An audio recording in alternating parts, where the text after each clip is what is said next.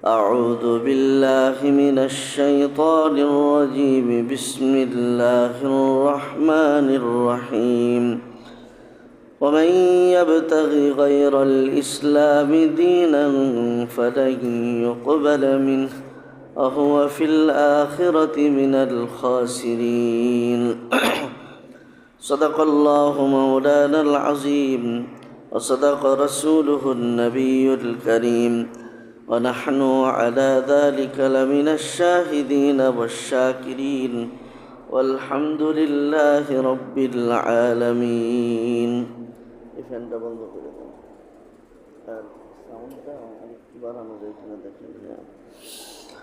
আলহামদুলিল্লাহ, আল্লাহ পাকের শুকর যে মহান মনিব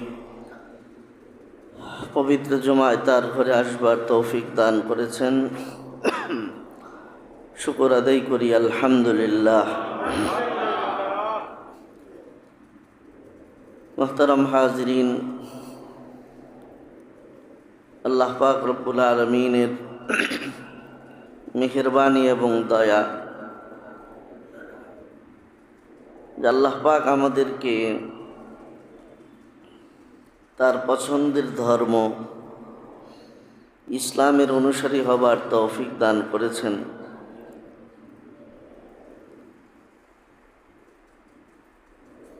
এখানে আমাদের মুসলমান হবার ক্ষেত্রে নিজস্ব কোনো হস্তক্ষেপ ছিল না, আমাদের নিজস্ব কোনো ইচ্ছার বহিঃপ্রকাশও ছিল না। পুরোটাই আল্লাহ পাক রব্বুল আলামিনের একান্ত দয়া এবং মেহেরবানি যে তিনি আমাদেরকে বাতিল ধর্মের অনুসারী না বানিয়ে আল্লাহ পাকের পছন্দের ধর্ম ইসলামের অনুসারী বানিয়েছেন। এটা একজন মুসলমানের জন্য তার জীবনের শ্রেষ্ঠ নেয়ামত বলা চলে। কারণ এই দৌলত ব্যতীত মানুষ যদি তার বিপরীতে সারা পৃথিবীর সমস্ত ধন দৌলত প্রাপ্ত হয়, তারপরেও এগুলো এই দৌলতের মোকাবেলায় একদমই মূল্যহীন। আবার তার উল্টো পিঠে যদি পৃথিবীর সব নিয়ামতকে একত্রিত করা হয়, তার মোকাবেলায় ইসলাম ও ঈমানের দৌলতকে যদি আরেক দিকে রাখা হয়, তাহলে সারা পৃথিবীর সমস্ত নিয়ামতের মোকাবেলায় এই ঈমান ইসলাম নামক একটা দৌলতের দাম, শ্রেষ্ঠত্ব সব কিছুর চাইতে বেশি। অর্থাৎ এটাই মুমিন জীবনের আসল নিয়ামত, আসল দৌলত। কারণ আখিরাতে আপনি জান্নাতি হবেন না জান্নাতি হবেন, তার জন্য প্রথম যেটা বিবেচ্য বিষয় সেটা হলো যে আপনি পরিচয় কি, আপনি পরিচয়ে কোন ধর্মের অনুসারী, সেটাই হলো সর্বপ্রথম বিবেচ্য বিষয়। আমরা হাদিসে পড়েছি যে হাশরের ময়দানে আল্লাহ পাক রব্বুল আলামিন যে বিচার করবেন, হিসাব নেবেন, এটা কাদের জন্য প্রযোজ্য? যারা নিজেদেরকে মুমিন এবং মুসলিম বলে দাবি করবে, বিচার এবং হিসাব তাদের জন্যই হবে। যারা মুমিন এবং মুসলিম হওয়ার সৌভাগ্য দুনিয়াতে অর্জন করতে পারে নাই, হাশরের ময়দানে তাদের কোনো বিচারও নাই, তাদের কোনো হিসাবও নাই, তারা বিনা হিসাব জাহান্নামী। আমরা হাদিসের মধ্যে শুনেছি আল্লাহর রাসূল বলেছেন, হাশরের ময়দানে ৭৩টা কাতার হবে, এর মধ্যে একটি কাতার যাবে জান্নাতে, বাকি ৭২ কাতার যাবে জাহান্নামে। তো মুসলমানদের যে একটি দল জান্নাতে যাবে, তার মোকাবেলায় যে আরও ৭২টি দল জাহান্নামে যাবে, সেই ৭২ দল কি? তারা ইহুদিও না, খ্রিস্টানও না, হিন্দুও না, বৌদ্ধও না, বরং হাসরের ময়দানে যেই ৭২টি দল কাতারবন্দি হয়ে আল্লাহর বিচারের আদালতে দাঁড়াবে, এরা প্রত্যেকেই দাবিতে হবে মুসলিম, প্রত্যেকেই দাবিতে হবে মুমিন। কিন্তু আফসোসের বিষয় যে মুমিন হওয়ার পরেও, মুসলমান পরিচয় ধারণ করবার পরেও রসুল বলেন ৭২ দলের ঠিকানা জাহান্নামে হবে। তো তার মানে বিচারের মুখোমুখি হওয়ার জন্য, হাসরের ময়দানে হিসাবের মুখোমুখি হওয়ার জন্য আপনাকে কমপক্ষে ঈমান এবং ইসলামের পরিচয়ধারী হওয়া লাগে। যদি এতটুকু ন্যূনতম পরিচয়ও না থাকে তো আপনি বিচারেরও উপযুক্ত না, আপনি হাসরের ময়দানে আল্লাহর আদালতে হিসাব দেওয়ারও উপযুক্ত না, বিনা হিসাব জাহান্নাম। তো এ কারণে ঈমানের চাইতে, ইসলামের চাইতে মহা দৌলত, মহা নেয়ামত একজন মুমিনের জীবনে দ্বিতীয় আরেকটি নাই। আল্লাহ পাক যাদেরকে এই দৌলত দান করেছেন, এই নেয়ামতে যাদেরকে আল্লাহ তাআলা সম্মানিত করেছেন, তাদের দায়িত্ব হলো মৃত্যু পর্যন্ত এই পরিচয়টাকে সঠিকভাবে ধারণ করা এবং এই পরিচয়ের যথাযথ হক আদায় করা। কারণ হাসরের ময়দানে ৭২ দল যে জাহান্নামে যাবে, এর কারণ এরা মুসলমান হবে ঠিকই, এরা মুমিন হবে ঠিকই, কিন্তু এরা মুসলমান মুমিন পরিচয়ের সঠিক হক তারা আদায় করে নাই এবং মুসলমান এবং ঈমানের পথে তারা পুরোপুরিভাবে চলে নাই। তারা দাবিতে মুসলমান হলেও, দাবিতে মুমিন হলেও আল্লাহ পাকের খাতায় তারা হইল নামের মুসলমান, তারা হইল নামের ঈমানদার। এ কারণে ৭২ দল যাবে জাহান্নাম। কিন্তু একটি দল, যেই দল প্রকৃত মুসলিম হবে, প্রকৃত মুমিন হবে এবং ইসলামের পরিপূর্ণ হক তারা আদায় করবে, ঈমানের হক তারা পরিপূর্ণ আদায় করবে, এই একটি দল যাবে জান্নাতে। সাহাবা ইকরাম আল্লাহর রসুলকে জিজ্ঞাসা করেছিলেন, ইয়া রাসূলুল্লাহ, এই ৭৩ দলের মধ্যে একটি মাত্র দল জান্নাতে যাবে আর বাকি ৭২ দল মুসলমান দাবি করার পরেও, মুমিন দাবি করার পরেও জাহান্নামে যাবে, তাহলে সেই এক দলটা কোন বৈশিষ্ট্যের অধিকারী হবে? সেই সৌভাগ্যবান একটি কাতার এর দলভুক্ত যারা হবে তারা কারা হবে? আল্লাহর রসুল সংক্ষেপে বললেন যে মা আনা আলাইহি ওয়া আসহাবি, যে সেই ৭৩ দলের মধ্যে যে একটি দল জান্নাতে যাবে, সেই এক দল জান্নাতি যারা হবে তাদের পরিচয় হলো মা আনা আলাইহি, আমি যেই দ্বীনের উপরে ছিলাম, ওয়া আসহাবি, এবং আমার সাহাবীরা যেই দ্বীনকে অনুসরণ করেছেন, আমার রেখে আসা দ্বীন এবং আমার সাহাবীদের অনুসরণ করা দ্বীন, এই দুইটার অনুসারী যারা হবে শুধু কেবল তারাই হাসরের ময়দানে জান্নাতে যাবে। এই জায়গাটা যদি আমরা আমাদের ইসলামকে রাখি, আমাদের মুসলমানকে রাখি, যে আল্লাহর রসুলের রেখে যাওয়া দ্বীন, সাহাবীদের অনুসরণ করা দ্বীন, এটার উপরে যারা আসে তারা জান্নাতে যাবে, বাকিরা সব জাহান্নামে যাবে। তা আমি যে নিজেকে মুসলমান দাবি করি, আমি যে নিজেকে মুমিন দাবি করি, তা আমি আসলে কোন ইসলাম পালনকারী, আমি আসলে কোন ঈমান ধারণকারী, এটা নিজের সাথে নিজের বোঝাপড়া করা খুব প্রয়োজন। কারণ মুসলিম পরিচয় দিয়েই তৃপ্তির ঢেকুর যারা তুলি, অথবা মুমিন পরিচয় নিয়েই যারা সন্তুষ্ট থাকবার চেষ্টা করি, তাদের জন্য এই হাদিসটা বড় চিন্তার কারণ, যে ৭২ দল মুসলমান হয়েও মুমিন পরিচয়ধারী হয়েও তারা জাহান্নামে যাবে। তাই এই জায়গাটাতে চিন্তার বিষয় যে আসলে আমার মুসলমানি, আমার ইমানদারি রসুলের রেখে যাওয়া দ্বীনের, সাহাবীদের অনুসরণ করা দ্বীনের উপরে আসে কিনা। আমাদের সমাজে নানান ধরনের মতবাদ ইসলামকে নিয়ে আসে এবং ইসলাম কেন্দ্রিক নানা ধরনের মতবাদ নিয়ে আমাদের সমাজে নানা দল আছে, দলের শেষ নাই। কত দল আমাদের সমাজে আছে।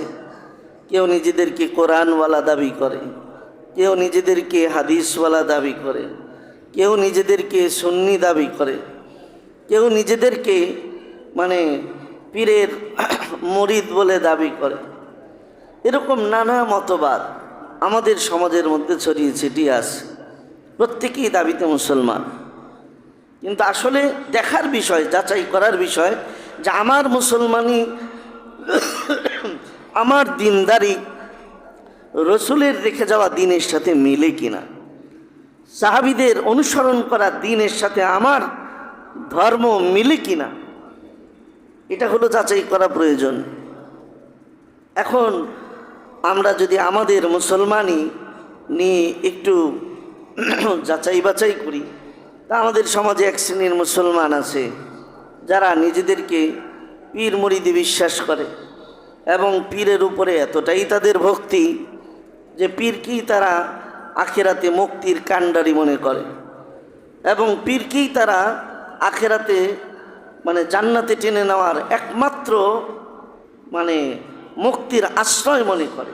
যে কারণে পীরের প্রতি তাদের এত ভক্তি যে সেই মুক্তির কাণ্ডারিকে শ্রদ্ধা জানাতে গিয়ে তার পায়ে সেজদা করাকে, তার মাজারে সেজদা করাকে বিন্দুমাত্র কুণ্ঠাবোধ করে না। এমন একটা শ্রেণীও আছে আমাদের সমাজ। তো পীর মুরিদি ইসলামে না জায়েজ, এটা অবশ্যই না, অবশ্যই জায়েজ। হক্কানি পীর এর যদি সঠিক মুরিদ হতে পারি, এটাতে ইসলামের কোনো আপত্তি নাই। এটাকেই যারা অস্বীকার করে এটা তাদের মূর্খতা। কিন্তু পীর মুরিদির বিষয়টা ইসলাম ধর্ম অবশ্যই গ্রহণ করে, কিন্তু সেটা শর্ত সাপেক্ষে। পীর শব্দের অর্থ মনে হলো রাস্তা দেখানেওয়ালা, আপনার সুপথ প্রদর্শন করা। পীরের পরিচয় এতটুকুনি।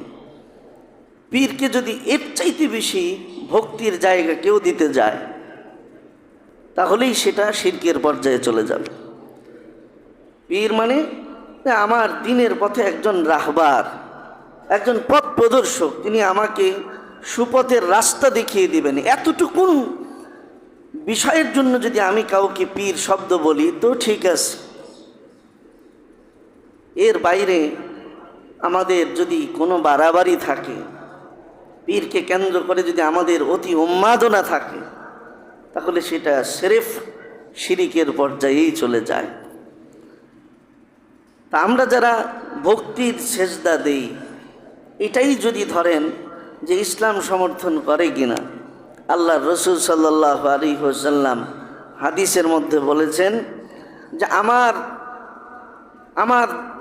দেয়া শরীয়তের মধ্যে আল্লাহ পাক আমাকে যেই শরীয়ত দান করেছেন, এই শরীয়তের মধ্যে যদি আল্লাহ ছাড়া আর কাউকে সেজদা করার, আর কারো সামনে যদি মাথাকে নত করার অনুমতি থাকতো, তাহলে আমি আমার উম্মতের নারীদেরকে নির্দেশ করতাম তারা যেন তাদের স্বামীর পায়ে সেজদা করে। কারণ একজন স্বামী, একজন পরিবারের কর্তা, সে তার নিজের আরাম আয়েশ ভুলে, নিজের ভালো মন্দ চিন্তা ভুলে একজন পরিবারের কর্তা পরিবারের জন্য যেই শ্রম, যেই কষ্ট, যেই পরিশ্রম, যেই ত্যাগ স্বীকার করে, আল্লাহর রসুলের ভাষায় এমন পরিবারের কর্তা স্ত্রীর কাছ থেকে সেজদা পাওয়ারই যোগ্য ছিল। কিন্তু আল্লাহর রসুল বলেন এই অনুমতি আমি দিতে পারছি না, কারণ মুসলমানের এই কপাল, মুসলমানের এই শির আল্লাহ ছাড়া আর কারো সামনে নত করার অনুমতি নাই। এমনকি পৃথিবীর শ্রেষ্ঠ মানব মুহাম্মাদুর রাসূলুল্লাহ সাল্লাল্লাহু আলাইহি ওয়াসাল্লাম, যার প্রতি সাহাবায়ে ইকরামের ভালোবাসা ছিল অতুলনীয়, যাদের ভালোবাসার কোনো তুলনাই হয় না। সাহাবীদের মতন করে নবীজিকে ভালোবেসেছেন, এমন ভালোবাসা পৃথিবীতে কিয়ামত পর্যন্ত আর কেউ দেখাতে পারবে না, করতে পারবে না। সেই সর্বোচ্চ প্রেমিক সাহাবীদের জামাত আল্লাহর রসুলের নবুয়ত পাওয়ার পর থেকে 63 বছরের 23 বছরে কোনো একজন সাহাবী কখনো এক মুহূর্তের জন্য ভালোবাসার আতিশয্যে রসুলের কদমে একটা সেজদা দিয়েছেন, এমন কোনো ইতিহাস শরীয়তের ইসলাম সহ ইতিহাসের কোনো কিতাবের পাতায় খুঁজে পাওয়া যাবে না। যদি সেজদা সম্মানের পাওয়ার উপযুক্ততা কারো থেকেই থাকে, সম্মানের কারণে যদি কেউ সেজদা পাওয়ার যোগ্য হয়েই থাকতেন, তাহলে আল্লাহর রসুলের চাইতে এই সম্মান পাওয়ার অধিকারী দ্বিতীয়ত আর কেউ থাকার কথা নয়। কিন্তু যেখানে আল্লাহর রসুল নিজেই সেজদা নিলেন না, সাহাবায়ে ইকরাম ও নবীজিকে কখনো সেজদা করলেন না, তো সেই ভক্তি আর সম্মানের সেজদা নবী না পেলে, নবীর উম্মত সে পীর হোক, আউলিয়া হোক, যাই হোক, সে পায় কি করে? নবীকে যেখানে সেজদা করতে মানা করা হয়েছে, সেখানে পীরকে সেজদা করার বৈধতা শরীয়তে থাকে কোত্থেকে? আপনি সেটা সম্মানের সেজদা বলেন, যাই বলেন, এটা আপনি পান কোত্থেকে? এগুলো স্বাভাবিকভাবে চিন্তা করলেই উত্তর খুব সহজে আমরা নিজেরাই বুঝতে পারি। এগুলোর জন্য গভীরভাবে কোরআন হাদিসের অত দলিলের প্রয়োজন হয় না। তা আপনি বলেন শরীয়তে ইসলামের বিধান হলো সেজদার একমাত্র মালিক আল্লাহ পাক, এই কপাল আল্লাহ ছাড়া আর কারো সামনে নত করা যাবে না। এখন যারা এই পীর মুরিদের দোহাই দিয়ে আল্লাহ ছাড়া গায়রুল্লাহকে সেজদা করছে, অন্য কাউকে যারা এই সম্মানের সেজদা দিচ্ছে, এবার আপনি বলেন সে এই 73 দলের মধ্যে কি ওই এক দলের অন্তর্ভুক্ত না 72 দলের অন্তর্ভুক্ত? আল্লাহ রসুল যে বলেছেন যে মুসলমান পরিচয় দিয়েও জাহান্নামে যাবে, বোঝা সহজ। আমাদের সমাজে কাদিয়ানি একটা সম্প্রদায় আছে, তাদের মসজিদ আছে, তারা কোরআন তেলাওয়াত করে, তারা দাড়ি রাখে, পোশাক আশাক সব তাদের ঠিক আছে, কিন্তু শরীয়তের একটা বিধান তারা মানে না। মা কানা মুহাম্মাদুন আবা আহাদিম মির রিজালিকুম ওয়ালাকির রাসূলুল্লাহি ওয়া খাতামান নাবিয়্যিন। আল্লাহ তাআলা বলেছেন যে আমার এই রসুলের মাধ্যমে আমি আমার নবুয়তের দরজায় তালা লাগালাম, এরপরে আর কোনো নবীর আগমন ঘটবে না। তিনি খাতামুন নাবিয়্যিন, সর্বশেষ নবী, তার মাধ্যমে নবুয়তের দরজায় খতম মেরে দেওয়া হলো, সিল মেরে দেওয়া হলো। আল্লাহর নবীকে শেষ নবী মানা, এটা ঈমান। আমাদের সমাজে এখন যারা নিজেদেরকে মুসলমান দাবি করে, আহমদিয়া মুসলিম জামাতের অনুসারী দাবি করে, আজান, নামাজ, রোজা, হজ, যাকাত সব ঠিক আছে, কিন্তু আল্লাহর রসুলকে শেষ নবী মানে না। আপনারাই বলেন এরা এক দলের না 72 দলের অন্তর্ভুক্ত? এইভাবে করে আপনি যদি যাচাই করতে থাকেন, 72 দল বের করা খুব সহজ এখন আমাদের দেশ। কুল্লু হিজবিন বিমা লাদাইহিম ফারিহুন, প্রত্যেকেই যার যার ওই কি বলে দল নিয়ে প্রত্যেকেই সন্তুষ্ট, প্রত্যেকেই নিজেদেরকে জান্নাতি মনে করতেছে। আমাদের সমাজে একদল আসছে আহলে কোরআন, তাদের বক্তব্য হলো কোরআন ছাড়া আর কিছু মানি না। হাদিস এগুলো ইতিহাসে বিকৃত করা হয়েছে, জাল হাদিস বানানো হয়েছে। কোরআন থাকতে হাদিসের কি দরকার? ওহী থাকতে আমার নবীর হাদিসের কি দরকার? কিন্তু কোরআনে কারিমে যদি আপনারা গভীরভাবে লক্ষ্য করেন, আল্লাহর কোরআন যেটা বলেছে, ঈমান আনতে বলা হয়েছে কিসের উপর? ওয়াল্লাযীনা ইউমিনুনা বিমা উনজিলা ইলাইকা ওয়া মা উনজিলা মিন ক্বাবলি। আপনি যদি কোরআনের এই তর্জমা পড়েন সূরা বাকারার একদম শুরুতে, খুব সহজ কথা, ঈমানদার হতে হলে মা উনজিলা ইলাই, হে নবী আপনার উপরে যা নাজিল করেছি তার উপর ঈমান আনতে হবে। কোরআনের উপর ঈমান আনতে হবে, শুধু এই কথা বলা হয় নাই। ওয়াত্তাবি' মা ইউহা ইলাইকা মির রাব্বি, কোরআনের আরেক জায়গায় আল্লাহ বলেছেন যে তোমার রবের পক্ষ থেকে তোমার কাছে যা ওহী নাজিল করা হয় তুমি তার অনুসরণ করবা। হ্যাঁ, কোরআন নাজিল করা হয়েছে সেটা মানুষ শুধু এটা বলা হয় না। তার মানে তোমার রবের পক্ষ থেকে তোমার কাছে যা নাজিল করা হয়েছে, তোমার রবের পক্ষ থেকে তোমার কাছে যা ওহী আসে সেটাকে মেনে নেওয়ার নাম হলো ঈমান। এবার আসেন, আল্লাহর পক্ষ থেকে যা নাজিল করা হয়েছে এটা কি শুধু কোরআন? আল্লাহর পক্ষ থেকে নবীর কাছে যা ওহী এসেছে সেটা কি শুধু কোরআন? না, বরং কোরআন যেমন আসমান থেকে নাজিলকৃত, ওহী যেমন আসমান থেকে, কোরআন যেমন নাজিলকৃত, ঠিক তেমনিভাবে আল্লাহর রসুল যেই কথাগুলো বলে গেছেন, আল্লাহর রসুল যেই কাজগুলো করে গেছেন, আল্লাহর রসুল অন্য সাহাবীদেরকে করতে দেখে নীরবে যেটাকে সমর্থন করে গেছেন, আল্লাহর রসুলের এমন প্রত্যেকটা হাদিসও আল্লাহর পক্ষ থেকে নাজিলকৃত ওহীর অন্তর্ভুক্ত। এ কারণে আমরা ওহীটাকেই দুই ভাগে বিভক্ত করি। ওহী দুই প্রকার, একটা হলো ওহিয়ে মাতলু, আরেকটা হলো ওহিয়ে গায়রে মাতলু। ওহিয়ে মাতলু মানে যেটা এমন ওহী যেটা তিলাওয়াত করা হয়, যেটা বারবার পড়া হয়। আমরা কি পড়ি? কোরআন পড়ি। নামাজের মধ্যে আমাদের কোরআন পড়তে হয়, ন্যূনতম 3 আয়াত পরিমাণ কোরআন তিলাওয়াত না করলে নামাজই হয় না। এখন কেউ যদি চিন্তা করে হাদিসও তো ওহী, হাদিসও যেহেতু ওহী, তো একটা কাজ করি, ডেলি তো খালি কোরআনের আয়াত দিয়েই বলে, আজকে বুখারী শরীফের প্রথম হাদিস মুখস্থ আছে, ইন্নামাল আমালু বিন্নিয়াত, এটা দিয়ে কেরাত চালাইয়ে দিই, নামাজ হবে? হবে না। কেন হবে না?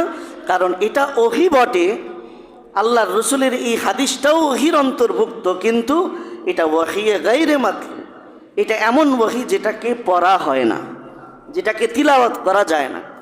তাহলে হাদিসও ওহী, কোরআনও ওহী, তো পার্থক্য হলো কোরআন ওহিয়ে মাতলু, এটাকে পড়া হয় বা এটাকে পড়তে হয়, আর হাদিসটা হলো এমন ওহী যেটা গায়রে মাতলু, যেটাকে পড়া হয় না।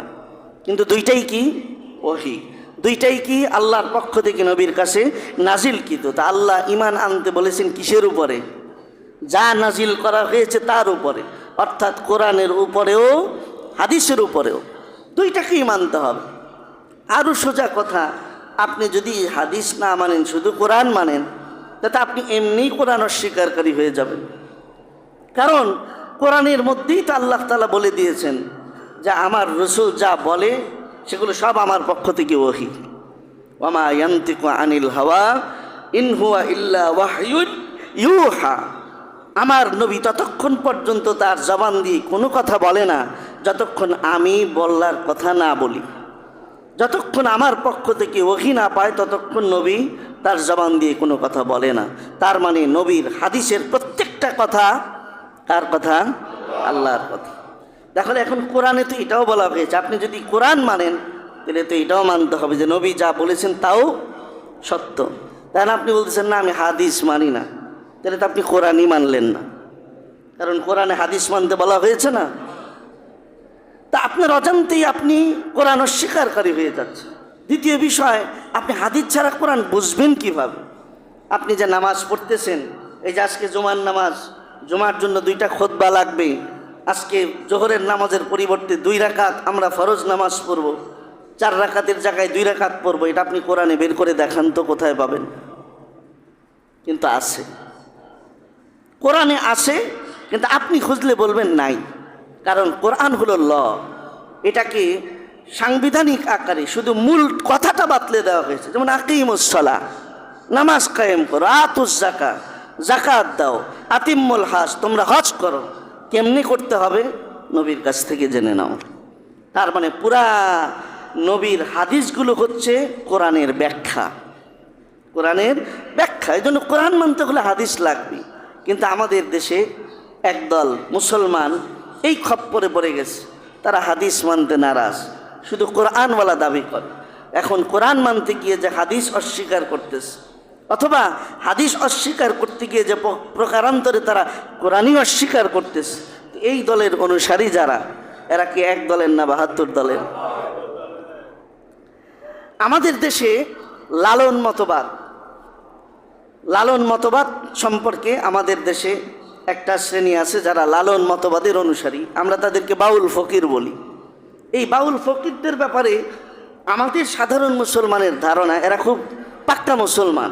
মানে আমাদের সমাজের একটা শ্রেণী এদেরকে মনে করে যে এরা খালি সাধারণ মুসলমান, এরা একদম আধ্যাত্মিক জগতের খুব মারেফতওয়ালা মুসলমান, খুব উচ্চাঙ্গের মুসলমান। অনেকে এদেরকে ওলিও মনে করে। এই লালন মতবাদে বিশ্বাসী বাউল ফকির যারা, কিন্তু আসলে কি এরা মুসলমান? আপনি যদি এদের ইতিহাস জানেন, আমরা তো মনে করি মুসলমান, এটা না করার কিছু নাই। আপনি যান গ্রামে গঞ্জে, আমাদের ঢাকা শহরে অভাব নাই, হাজার হাজার লাখ লাখ মুসলমান যখন সন্তান নিয়ে বিপদে পড়ে, পরিবার নিয়ে কোনো সমস্যায় পড়ে, ব্যবসা নিয়ে কোনো সংকটে পড়ে, তখন খুব ভক্তি সহকারে, খুব বিশ্বাসের সাথে এই ফকিরদের কাছ থেকে যে তদবির আনে, তাদের দ্বারস্থ হয়, কারণ তারা মনে করে এরা মুসলমান। কিন্তু আসলে এদের মতবাদটা, এরা যেই মতবাদ লালন করে, এটার সাথে এই লালনের মতবাদ তথা ইসলামের ন্যূনতম কোনো সম্পর্ক নেই। একটু স্টাডি করলে আপনারা জানতে পারবেন। আমি একটু তাদের বিষয়ে কয়েকদিন আগে পড়াশোনা করেছি, আমার একটা জায়গায় একটা আলোচ্য বিষয় ছিল এটা। তা আমি যতই তাদের ব্যাপারে স্টাডি করলাম ততই অবাক হলাম যে তাদের ব্যাপারে আমরা কিভাবে মনে করি যে এরা মুসলমান। মানে কোরআন হাদিসের দলিল বাদ রাখেন, বাহ্যিকভাবেই যদি বলি যে এই লালন মতবাদ নিয়ে ভারতের একজন লেখক সুনীল বন্দ্যোপাধ্যায়, তিনি একটা বই লিখেছেন মনের মানুষ, যেটার মধ্যে বাউলদের জীবনাচার, তাদের আকীদা বিশ্বাসগুলো তিনি তুলে ধরেছেন।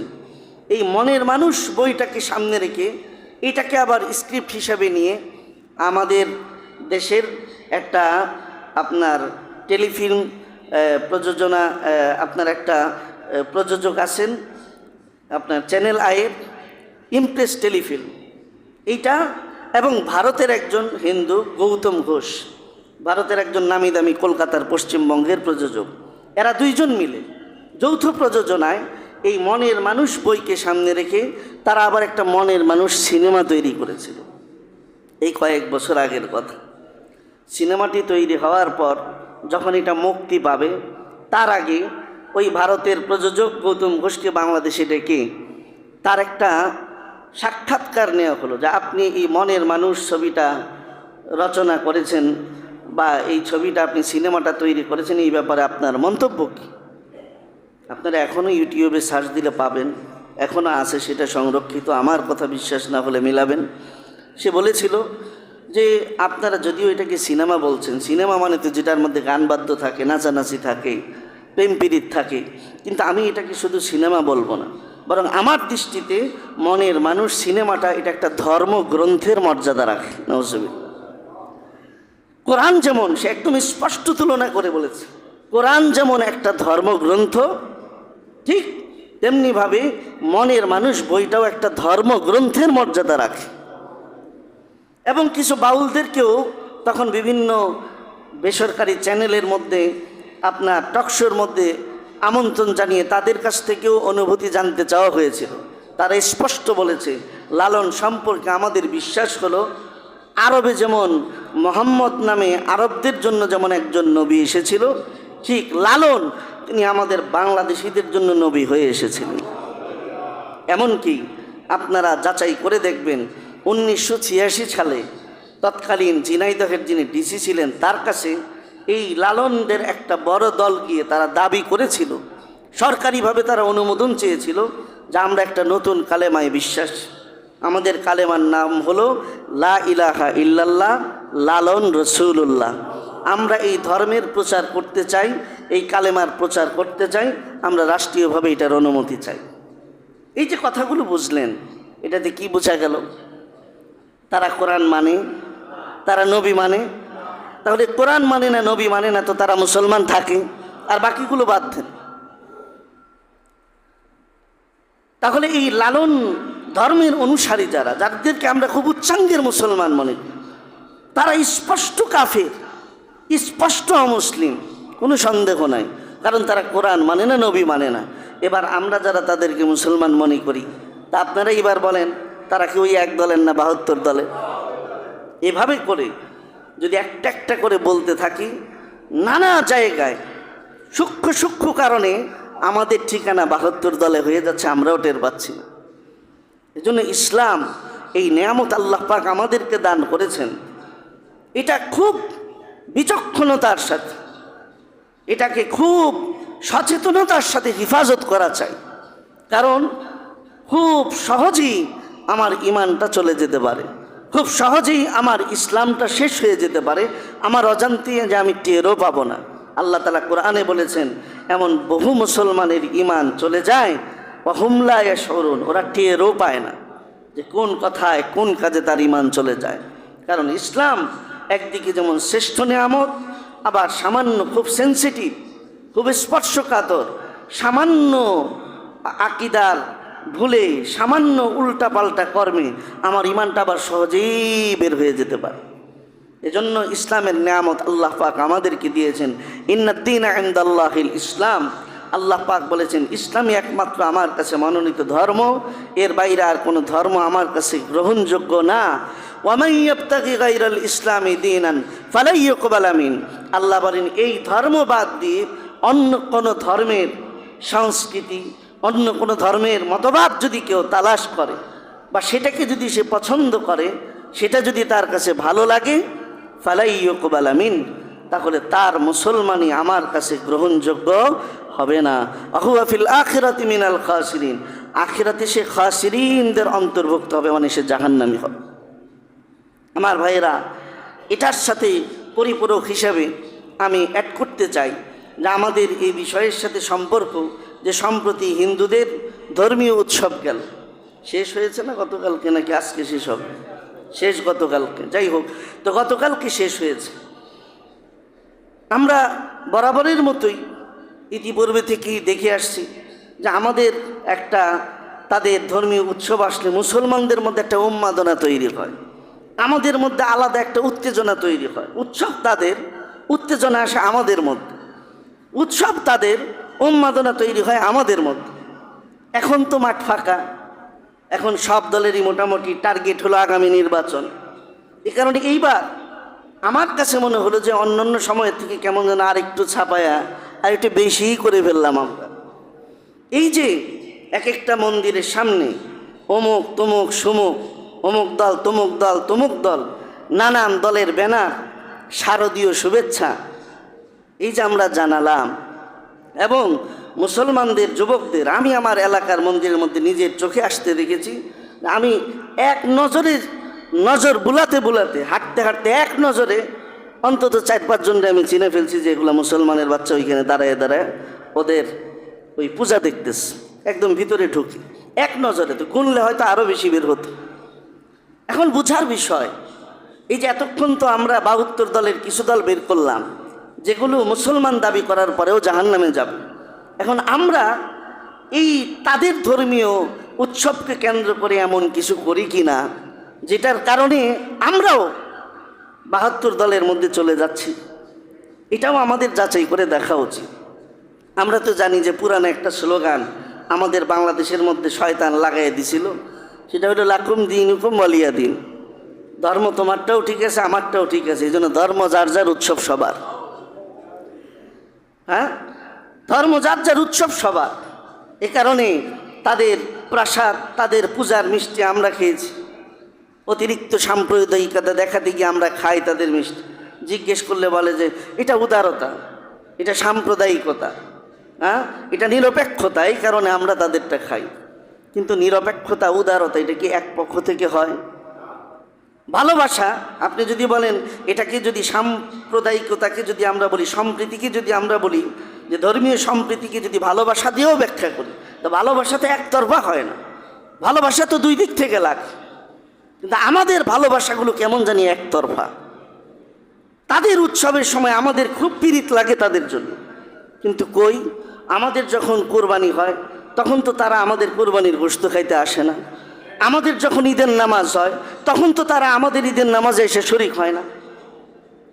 তাহলে এটা ধর্মীয় সম্প্রীতি হলো কিভাবে? এক পক্ষে আবার ধর্মীয় তো সম্প্রীতি হয় কিভাবে? লাকুম দীনুকুম ওয়ালিয়া দিন, ধর্ম যার যার, উৎসব সবার, এই কথা বলে আপনি তাদের পূজার মিষ্টি খেলেন। আপনি এবার এই যুক্তিতে যদি আমি কিছু যুক্তি যে আপনি যদি সেগুলো মানেন, তো আমি আপনার এই যুক্তি মানব। যদি আপনি সেগুলো না মানেন তাহলে বুঝতে হবে বা ধরে নিতে হবে যে আপনার যুক্তিটাও এতদিন ভুল ছিল। ধর্ম যার যার উৎসব সবার, এই দোহাই দিয়ে আপনি তাদের পূজার মিষ্টি খেতে গেলেন, তাদের অনুষ্ঠানে গেলেন। এবার আমি এটার সাথে মিলে আরও কিছু বলি। যদি আমি বলি যে ব্যবসা যার যার লাভ সবার, মানবেন? হ্যাঁ, যে ব্যবসা যার যার, দিন শেষে লাভ যা হবে সবাইটা সবাই ভাগ করে নেবে। গৃহস্থী সবার, গৃহস্থী যার যার, ফসল সবার, যার খেতে সে গৃহস্থী করবে কিন্তু ফসল এলে সবাই ভাগ করে নেবে, মানবে কেউ এটা? চাকরি যার যার, বেতন সবার, হ্যাঁ মানবেন? বলেন না একটু, এখন চুপচাপ কেন? মানবেন না? আমি তো ওইটার সাথেই মিলাচ্ছি, ধর্ম যার যার, উৎসব সবার, এটার সাথেই হুবহু মিলাচ্ছি। চাকরি যার যার, বেতন সবার, ব্যবসা যার যার, লাভ সবার, গৃহস্থী যার যার, ফসল সবার। এখন যদি আর একটু বাড়ায় বলি, শুনতে খারাপ শোনা গেলেও বোঝানোর জন্য আপনাকে বলতেই হবে যে বিয়া যার যার, বউ সবার। কেমন লাগে শুনতেই? তো নাউজুবিল্লাহ, শুনতেই খারাপ লাগছে। আপনি যেমন এটা মানতে রাজি না যে বিয়ে যার যার, বউ সবার, এটা শুনলেই যেমন ঘৃণা লাগে, ঠিক এই ঘৃণাটাই আপনার এক্ষেত্রেও ধর্মের ক্ষেত্রে হওয়া উচিত ছিল যে ধর্ম যার যার, উৎসবও সবার হতে পারে না। বিয়ে যার যার, বউ সবার যেমন হতে পারে না, ব্যবসা যার যার, লাভ যেমন সবার হতে পারে না, ধর্ম যার যার, উৎসবও সবার হতে পারে না। বরং ধর্মের কথা হলো ধর্ম যার, উৎসবও তার। একজনের উৎসবে আরেক ধর্মের মানুষের যাওয়ার কোনো অনুমতি নাই। এখন লাকুম দীনুকুম ওয়ালিয়া দিন খুব প্রসিদ্ধ আয়াত, হিন্দুরাও জানে এটা। আর কোনো সূরা না জানলেও লাকুম দীনুকুম ওয়ালিয়া দিন, মানে তোমার ধর্মও ঠিক আছে, আমার ধর্মও ঠিক আছে, অতএব যার যার ধর্মে সবাই সবাই মিলে আনন্দ করব। কিন্তু আসলে কি কথা এটা? এটা কোন সূরার আয়াত বলেন দেখি? সূরা কাফিরুন। কুল ইয়া আইয়ুহাল কাফিরুন। আমি আপনাদেরকে আজকে বলবো, বাসায় যাবেন, কোরআনের একটা তাফসির নেবেন, এই সূরাটি সূরা কাফিরুন সূরাটা বের করবেন, বের করে এরপরে এটার শানে নজুল পড়বেন। কাফিরুন আল্লাহ তাআলা কেন নাজিল করলেন? সূরা কাফিরুন এই আয়াত নাজিল হওয়ার পিছনে সংক্ষেপে বলছি, কারণ হলো মক্কার ওই মুশরিকরা, মূর্তি পূজারীরা এক সময় মুহাম্মদুর রাসূলুল্লাহ সাল্লাল্লাহু আলাইহি সাল্লামের কাছে প্রস্তাব নিয়ে গেল যে মুহাম্মদ, ধর্ম নিয়ে তো বাড়াবাড়ি শুরু হয়েছে, তুমিও তোমার ধর্ম প্রচার করতেছো, আমরা মানতে চাই না, আমরা যে বাপদাদার ধর্ম মানতে চাই সেটা তোমরা মানতে চাও না, আসলে একটা সমঝোতায় আসে। 1 বছর আমরা তোমার রবের ইবাদত করবো, আরেক বছর তুমি সহ মুসলমানরা আমাদের মূর্তির দেবতার পূজা করবা, আসলে একটা সমঝোতায় আসে। এই প্রস্তাব ছিল মক্কার মুশরিকদের পক্ষ থেকে। জবাবে আল্লাহ পাক রব্বুল আলামিন বললেন, কুল ইয়া আইয়ুহাল কাফিরুন লা আ'বুদু মা তা'বুদুন। আল্লাহ পাক বলেন, এই মূর্তি পূজারী বেঈমানদেরকে বলে দেন যে তোমাদের ইবাদত আর আমার ইবাদত এক হতে পারে না। তোমার ইবাদত যেমন ভিন্ন, আমার ইবাদত যেমন ভিন্ন, অতএব লাকুম দীনুকুম ওয়ালিয়া দিন। তোমাদের ধর্মও আলাদা, আমাদের ধর্মও আলাদা। একজনের ধর্ম আরেকজনের পালন করার, একজনের ধর্মীয় উৎসবে আরেকজনের যাবার কোনো অধিকার নাই। এটা হলো লাকুম দীনুকুম ওয়ালিয়া দিনের অর্থ। আর আমরা এটা বানিয়েছি লাকুম দীনুকুম ওয়ালিয়া দিন, তোমারটাও ঠিক আছে বাবা, আমারটাও ঠিক আছে, আসো সবাই মিলাজিলাই উৎসব করি। এটা আমাদের বানানো কথা। তো তারা তো আমাদের উৎসবে আসে না, আমরা যাই কেন? আমাদের লজ্জা থাকা উচিত, ইমানি আত্মমর্যাদাবোধ, গায়রত থাকা উচিত। যেখানে শিরিক, মূর্তি পূজাকে আল্লাহর সাথে অংশীদার বানানোকে স্পষ্ট শিরিক বলা হয়েছে। ইন্না শিরকা লাজুলমুন আজিম। আল্লাহ বলেন শিরিকের চাইতে মহাপাপ আর কিছু নাই। শিরিক হইল মহাপাপ, সব পাপের বাপ, এর নাম হইল কি? শিরিক। সব পাপের ক্ষমা আছে, শিরকির পাপের ক্ষমা নাই। ইন্নাল্লাহা লা ইয়াগফিরু আইয়ুশরাকা বিহি ওয়া ইয়াগফিরু মা দুনা যালিকা লিমান ইয়াশা। আল্লাহ বলছেন আমি সব মাফ করব, কিন্তু শিরকের গুনাহ যদি থাকে এটা আমি আল্লাহ মাফ করব না, কারণ এটার সাথে আমার গায়রতের ব্যাপার। ও শিরিক করে আমার সাথে শরীক বানাইছে, ওরে মাফ করব, এটা হতে পারে না। যেখানে আল্লাহ পাক এটা ক্ষমা অযোগ্য অপরাধ বলেছেন, সেখানে আপনি মুসলমান হয়ে তাদেরকে শুভেচ্ছা জানাবেন, তার মানে শুভেচ্ছা জানানো মানে তোমাদের এটাকে আমি সমর্থন করলাম। আপনার ঈমান থাকে কিনা আপনি কোরআন হাদিস যাচাই করে দেখেন। আর এক পক্ষ থেকে এই সাম্প্রদায়িক উদারতার মনোভাব বাদ দেন, তারা যখন আমাদেরটাতে আসে না আমরা যাব কেন? উর্দুতে একটা প্রবাদ আছে, তেরা যো হ্যায় মেরে হ্যায় আর মেরে যো হ্যায় হ্যাঁ। মানে তোমার যা আছে সব আমার, কিন্তু আমার যা আছে ওইটা হ্যাঁ। ওইখানে আর কোনো কম্প্রোমাইজ না। এরকম হয়ে গেল বিষয়টা।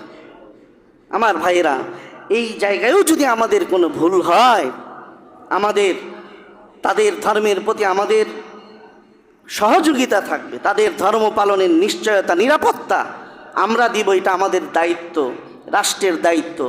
কিন্তু উদারতার নামে যেন আমাদের ইমানি উদাসীনতা সৃষ্টি না হয়, আমরা তাদের সহযোগিতা করতে গিয়ে যেন তাদেরকে সমর্থন করে না ফেলি, এটাও আমাদের খেয়াল রাখা চাই। কারণ এই জায়গায় যদি কোনো ভুল হয় তাহলে ইমান যাওয়ার সমূহ সম্ভাবনা হয়, ওই ৭২ দলের অন্তর্ভুক্ত হওয়ার সম্ভাবনা আছে। এই বিষয়গুলো আমরা খুব সচেতনতার সাথে মাথায় রেখে তারপরে আমরা চলব। তাদের ধর্মীয় পালনে কোনো বাধা দেওয়া যাবে না, যেমন ঠিক তেমনিভাবে তাদের কোনো ধর্ম পালনে আমাদেরও অংশগ্রহণ করা যাবে না, এটাও ঠিক। এই বিষয়গুলো মাথায় রেখে আমরা আমাদের ইমানি জীবন পরিচালনা করা চাই। দুনিয়াই শেষ না, আমাদের আসল